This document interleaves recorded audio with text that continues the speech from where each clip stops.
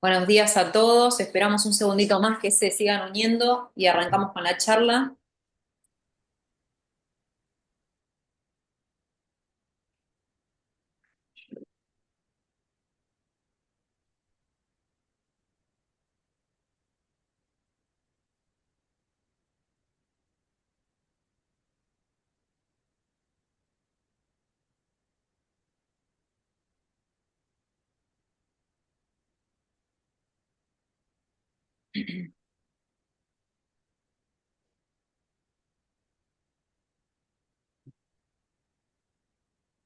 Bueno, de paso les voy contando. Hoy vamos a estar con el licenciado Matías Picardo, que trabaja hace mucho tiempo con nosotros acá en Multidiagnóstico, y nos va a hablar de las secuencias EPI y no EPI, que todos los que trabajamos en resonadores cerrados es común que las veamos en resonancias de oído por colesteatoma, que es el pedido más común.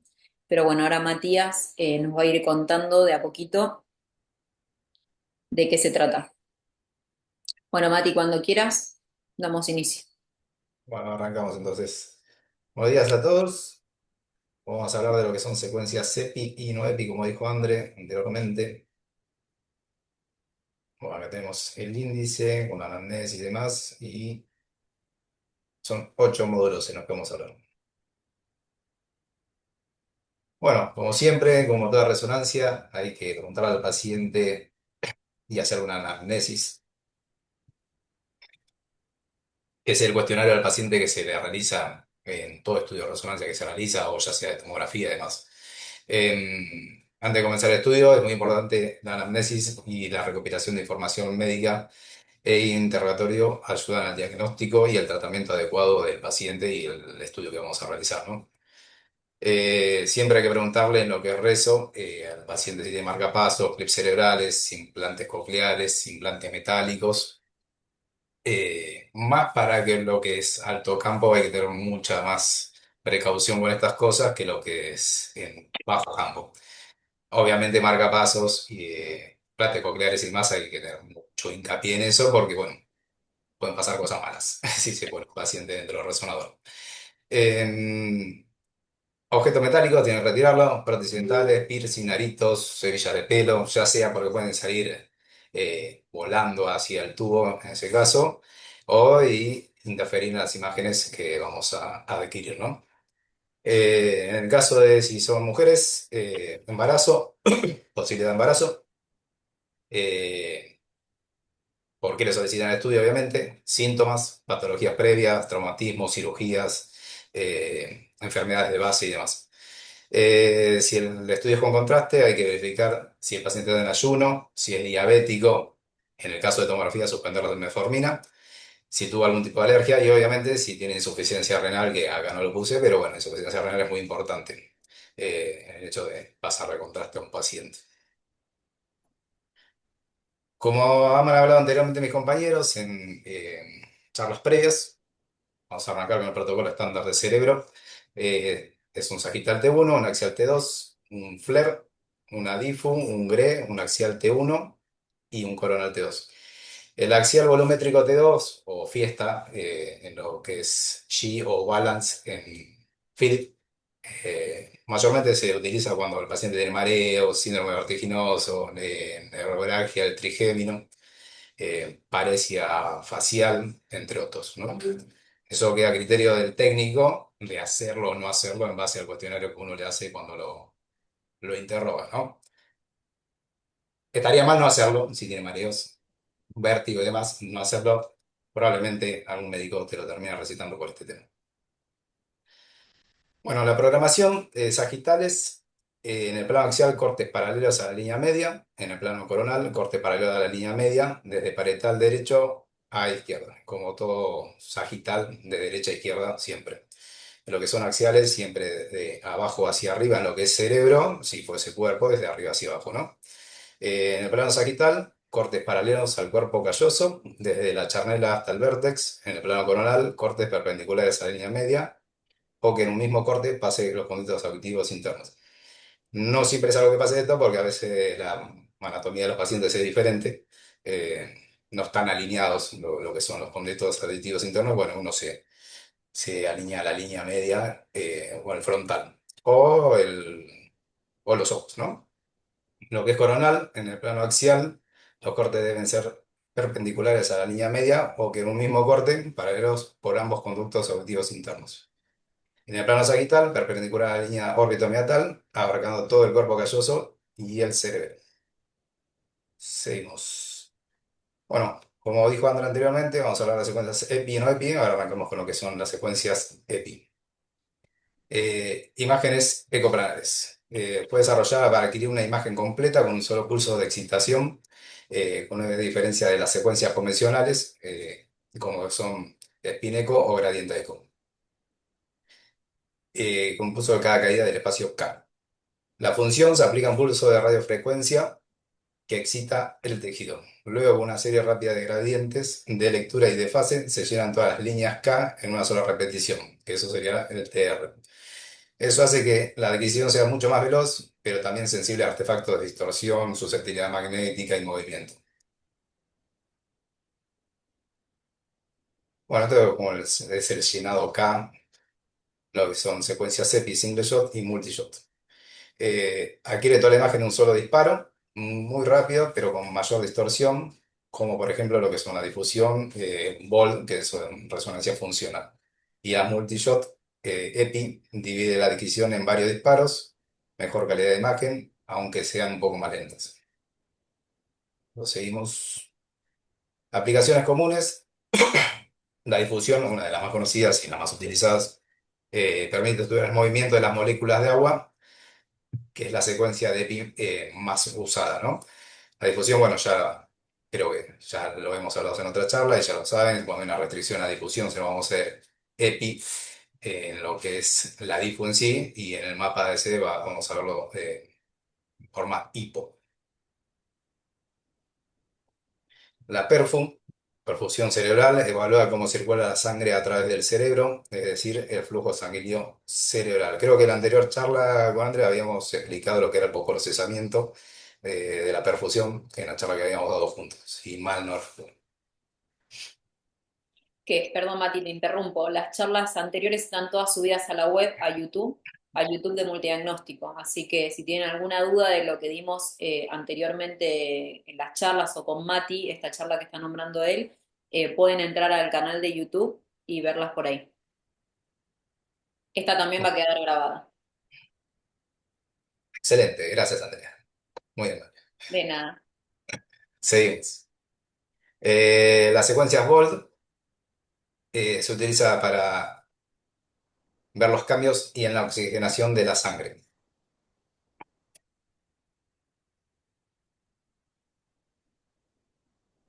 Vamos un segundito, excelente todo esto.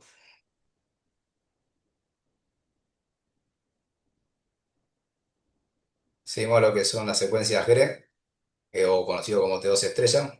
Esta secuencia se utiliza para identificar sangrados en depósitos de hierro y cambios en la oxigenación o su selectividad magnética gracias a una alta sensibilidad a la variación del campo magnético.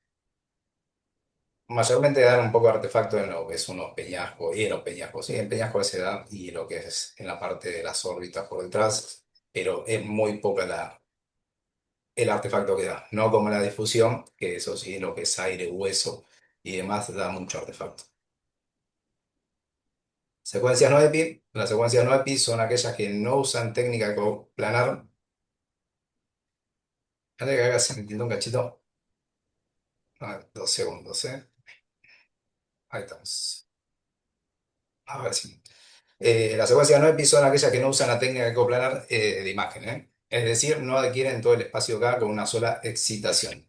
Son mucho más lentas que las EPI, pero tienen mejor resolución espacial y, y menos artefactos en la susceptibilidad magnética. Las secuencias no EPI se usan principalmente para obtener imágenes anatómicas detalladas o para regiones donde la EPI producen artefactos. Por ejemplo, lo que son oídos internos, órbitas, base de cráneo.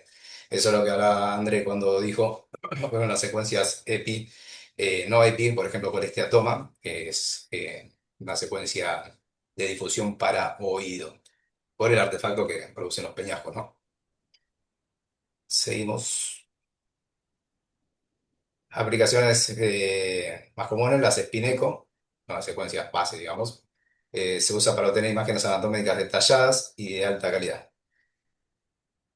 Vamos a visualizar lesiones focales de parénquima cerebral, evaluación general de la anatomía, lesiones desmielinizantes, infartos y tumores. No es apta para estudios dinámicos en T1, T2 y densidad protónica. Sí. Turbo espineco o fase espineco son las secuencias como una evolución, digamos, de las espineco, de las S tradicionales. Se usan mucho en la práctica clínica por que mantienen la calidad de imagen de las espineco, pero reducen mucho el tiempo de adquisición. La utilidad son las lesiones desmielizantes, tumores, edemas de discos intervertebral, médula espinal, próstata, útero, mediastino. Son las T1 fase Pineco, T2 fase Pineco, densidad protónica fase Pineco, Claire y Stirn. En un segundito me tomo un traguito de agua. Seguimos. La secuencia de inversión-recuperación se usan para mejorar el contraste o suprimir selectivamente ciertos tejidos como son grasa o líquido cefalorraquídeo. Son muy valiosas en lo que son neuroimágenes y músculo esquelético. Lo que son las STIR, suprimen grasa, útil en tejido blanco, médula espinal, edema óseo.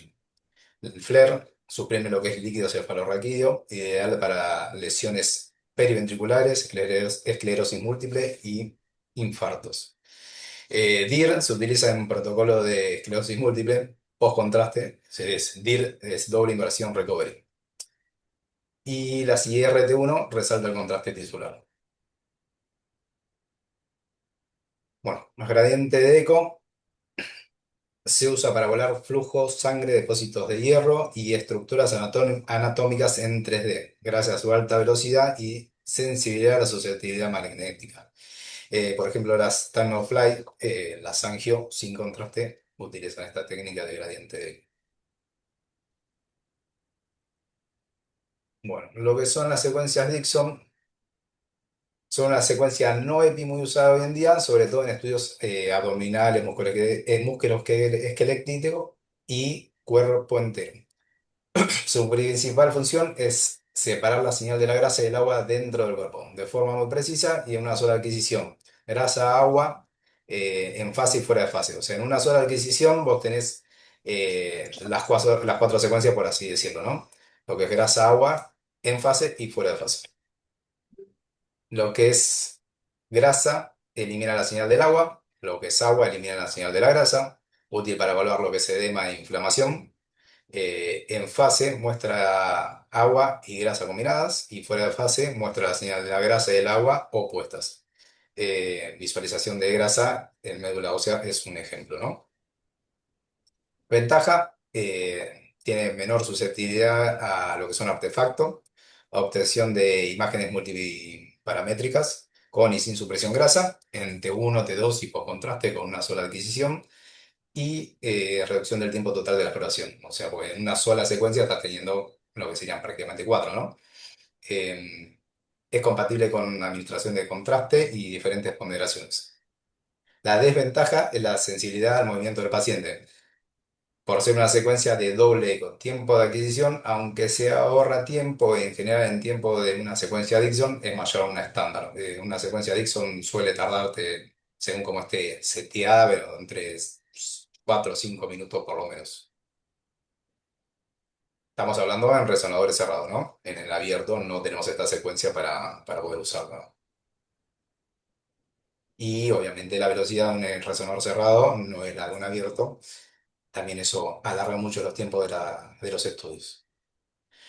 Bueno, esto es un cuadrito a modo de cómo se llena el espacio acá, en el modo de espiral, lineal o en diagonales, por así decirlo. Solo como para que lo tengan en vista, no vamos a entrar en lo que es el espacio acá y cómo se rellena y demás, porque es bastante complejo y no estaríamos para que lo entendamos en este momento en lo que son las secuencias EPI y no EPI. Solo es para que lo tengan ahí de referencia el llenado del espacio. Bueno, lo que son características de secuencias EPI y no EPI, te hice acá una tablita como para que le quede ahí, lo que son ventajas, la velocidad, el tiempo de eco y los usos principales y demás. Secuencias EPI, tipo de adquisiciones son ultra rápidas, todas las líneas del espacio K se adquieren tras una única excitación. A diferencia de la no EPI, que cada línea del espacio K se adquiere con un pulso de gradiente separado. Lo que es la velocidad EPI muy alta, una rápida adquisición, y las no EPI son más lentas. Lo que es la resolución espacial es moderada o baja, y lo que son las no EPI es alta resolución espacial.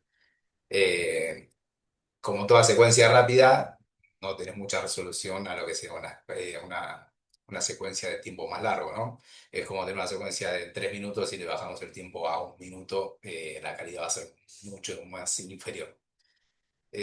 Tiempos de eco, lo que son EPI son cortos y lo que son las no EPI, dependiendo del contraste deseado. Si uno quiere que la secuencia sea mejor, hay que modificarla, hay que modificar un montón de parámetros y eso hace que el tiempo se eleve, pero tengas una mejor resolución de imagen. Los usos principales de las EPI: difusión cerebral, BOLD, que son las resonancias funcionales, EPIGRE y EPI-SPINECO. Lo que son no EPI son morfología, caracterización tisular, estudios dinámicos y alta resolución anatómica. Ventajas de las EPI son la rápida adquisición, útil en estudios funcionales y difusión, y alta calidad de imagen, menos artefactos, y versátil serían las no EPI. Desventajas: el de las EPI, distorsión, artefacto por susceptibilidad y baja resolución, y las no EPI, mayor tiempo de adquisición.